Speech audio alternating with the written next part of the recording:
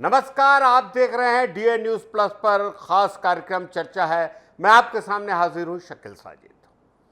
छत्तीसगढ़ शासन ने प्रशासनिक स्तर पर बड़ा फेरबदल करते हुए 11 आईएएस अधिकारियों के तबादले के आदेश जारी किए हैं।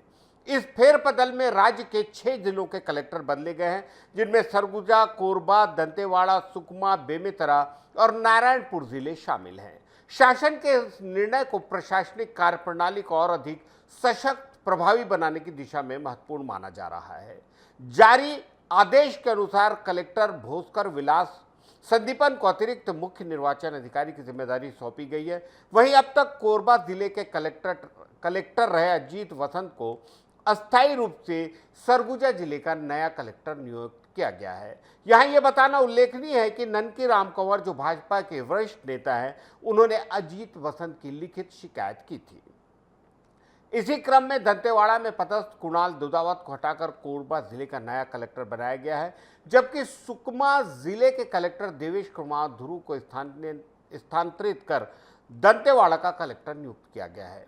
सामान्य प्रशासन विभाग द्वारा जारी आदेश में प्रतिष्ठा ममगई को नारायणपुर जिले से स्थानांतरित कर बेमेतरा जिले का कलेक्टर बनाया गया। इनके भी वहां के वन मंत्री जो है उनसे बहुत अच्छे बन नहीं रही थे, ऐसा बताया जा रहा। वहीं रायपुर में पदस्थ नम्रता जैन को नारायणपुर जिले के नए कलेक्टर के रूप में पदस्थ किया गया है। इसके अलावा नगर निगम बिलासपुर के आयुक्त अमित कुमार को हटाकर सुकमा जिले का कलेक्टर बनाया गया है। नगर निगम स्तर पर भी बदलाव हैं। अमित कुमार के स्थान पर प्रकाश कुमार सर्व को नगर निगम बिलासपुर का नया आयुक्त बनाया गया। इसके साथ ही स्वास्थ्य विभाग में भी महत्वपूर्ण फेरबदल हुआ है। बेमेतरा जिले के कलेक्टर रहे रणबीर शर्मा को एनएचएम का राष्ट्रीय संचालक बनाया गया है। इनके पदभार ग्रहण करने के बाद संजीव कुमार झा को एनएचएम के अतिरिक्त प्रभार से हटा दिया गया है।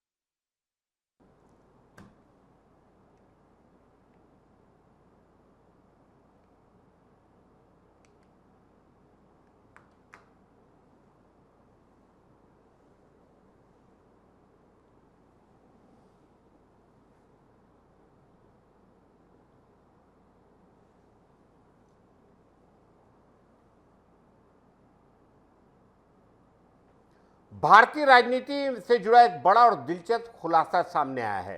पूर्व प्रधानमंत्री अटल बिहारी वाजपेयी के करीबी और उनके मीडिया सलाहकार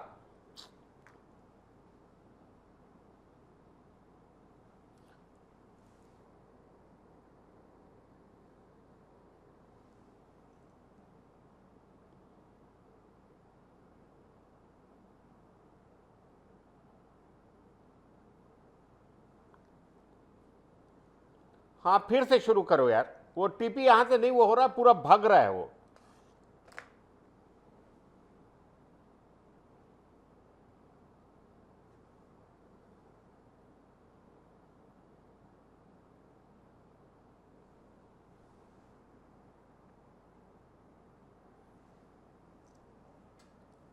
भारतीय राजनीति से जुड़ा एक बड़ा दिलचस्प खुलासा सामने आया है। पूर्व प्रधानमंत्री अटल बिहारी वाजपेयी के करीबी और उनके मीडिया सलाहकार रहे अशोक टंडन ने अपनी किताब अटल संस्मरण में दावा किया है कि वर्ष 2002 में भारत के 11वें राष्ट्रपति के चयन से पहले भाजपा ने डॉक्टर एपीजे अब्दुल कलाम की जगह खुद अटल बिहारी वाजपेयी को राष्ट्रपति बनने का प्रस्ताव रखा था।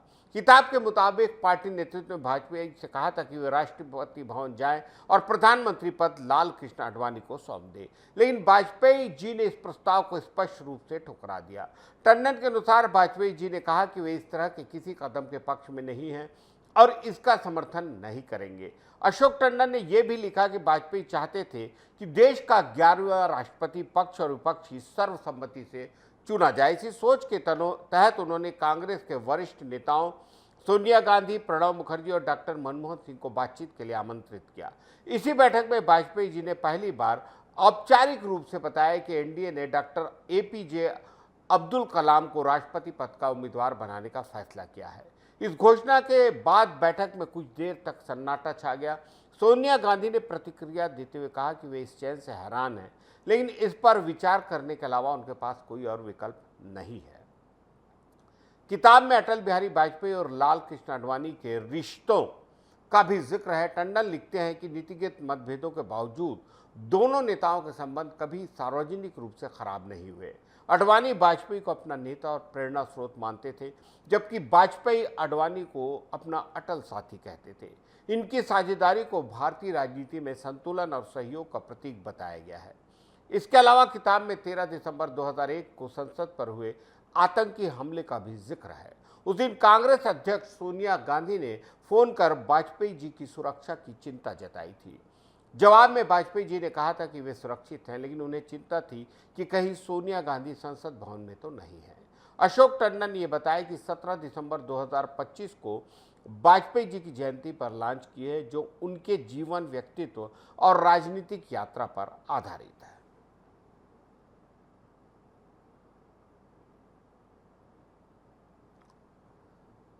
छत्तीसगढ़ की राजधानी रायपुर में आज कांग्रेस ने केंद्र सरकार और भाजपा के खिलाफ बड़ा विरोध प्रदर्शन करने का ऐलान किया था। पंडरी इलाके में बड़ी संख्या में कांग्रेस और कार्यकर्ता और नेता इकट्ठा हुए। विधानसभा से कांग्रेस विधायकों के पहुंचते ही प्रदर्शन की औपचारिक शुरुआत हुई।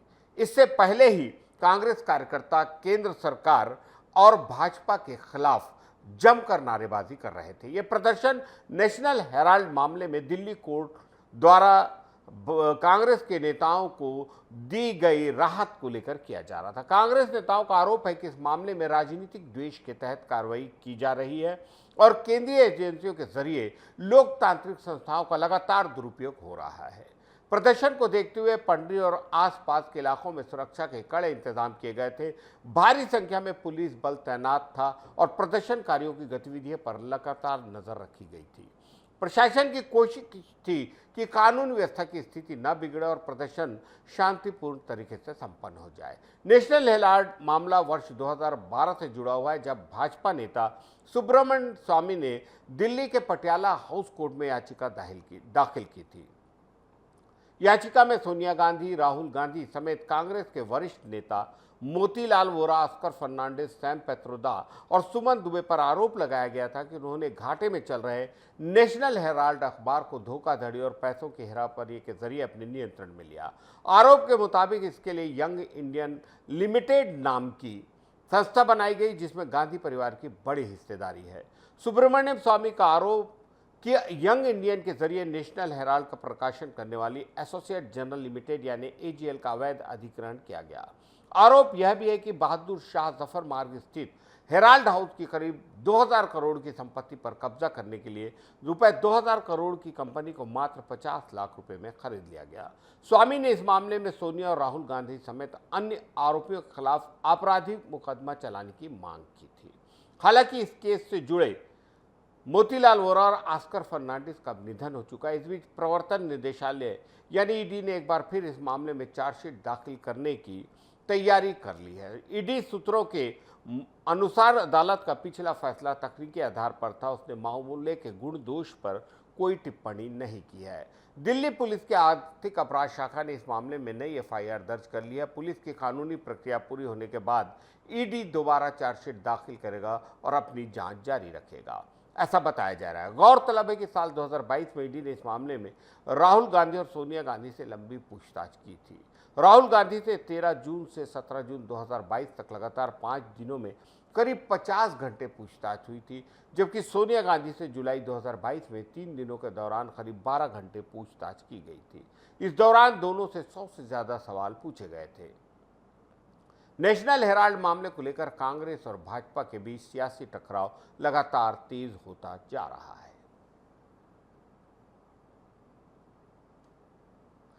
कमोडिटी मार्केट में करीब 40 साल बाद ऐसा बड़ा उलटफेर देखने को मिल रहा है, जिसने एक्सपर्ट्स को भी हैरान कर दिया है। चांदी ने कच्चे तेल को पीछे छोड़ते हुए इतिहास बना दिया है। बुधवार को एमसीएक्स पर चांदी की कीमत 2,04,000 रुपये प्रति किलो तक पहुंच गई है। किसी को उम्मीद नहीं थी कि इतनी जल्दी चांदी 2 लाख रुपये प्रति किलो का आंकड़ा पार कर लेगी। बीते एक साल में चांदी की कीमतों में जबरदस्त उछाल देखने को मिला है। दिसंबर 2024 में जहां चांदी का भाव करीब 90,000 रुपये प्रति किलो था, वहीं अब कीमत लगभग 2 गुनी हो चुकी है।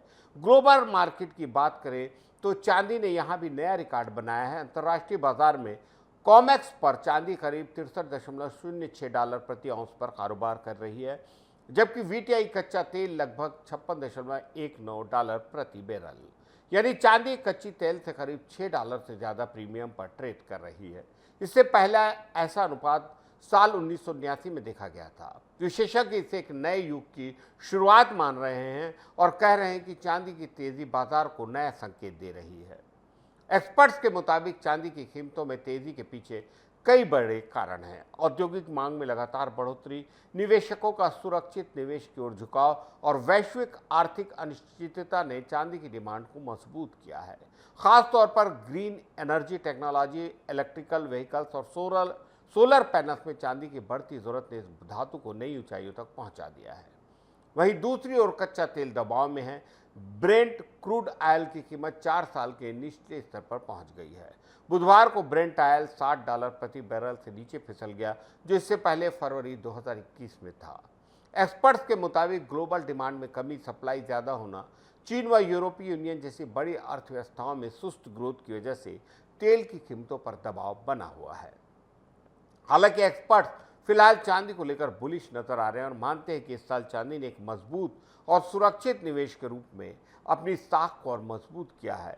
लगातार तेजी के बाद मुनाफा वसूल की संभावना से भी इनकार नहीं किया जा सकता। ऐसे में आने वाले वक्त में चांदी की कीमतों में करेक्शन देखने को मिल सकता है। आईपीएल 2026 मिनी ऑक्शन में विदेशी और अनकैप्ड खिलाड़ियों की जबरदस्त मांग रही। अबू धाबी में हुए आईपीएल 2026 के मिनी ऑक्शन में खिलाड़ियों की खरीदारी ने सारे रिकॉर्ड तोड़ दिए। कुल 48 भारतीय और 29 विदेशी खिलाड़ियों पर 215.45 करोड़ रुपए खर्च किए गए। ऑस्ट्रेलिया के 6 खिलाड़ियों को कुल 45.70 करोड़ रुपए में खरीदा गया, जिसमें बैटर कैमरन ग्रीन सबसे महंगे विदेशी खिलाड़ी बनकर 25.20 करोड़ रुपए में कोलकाता नाइट राइडर्स के पास गए। भारतीय अनकैप्ड खिलाड़ियों की भी डिमांड जबरदस्त रही। टॉप 5 खिलाड़ियों में 45 करोड़ रुपए खर्च किए गए। इस ऑक्शन में 23 गेंदबाज, 9 स्पिनर, 12 विकेट कीपर, 10 बल्लेबाज और 23 ऑलराउंडर्स बिके, जिनमें पावर हिटिंग स्किल वाले खिलाड़ियों की सबसे ज्यादा मांग रही। ऑलराउंडर्स की अहमियत इस बार भी साफ दिखी। 23 में 12 करोड़पति बने, जबकि 32 बिके गेंदबाजों में 13 करोड़पति हुए। तेज गेंदबाजों और ऑलराउंडर्स की डिमांड ने टीमों की रणनीति को भी प्रभावित किया। वहीं विकेट कीपर और बल्लेबाजों में भी उच्च स्ट्राइक रेट वाले खिलाड़ी ही करोड़पति बने।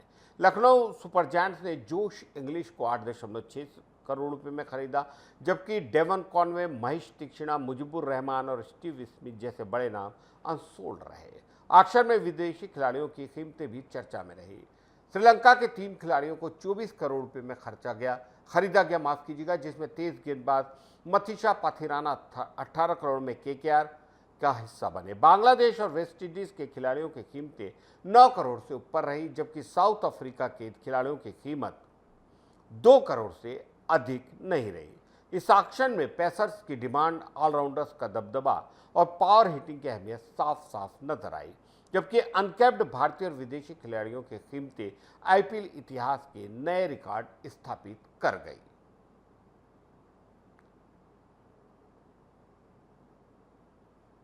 आप देख रहे थे डीए न्यूज पर खास कार्यक्रम चर्चा है। शकील साजिद को इजाजत दीजिए। नमस्कार।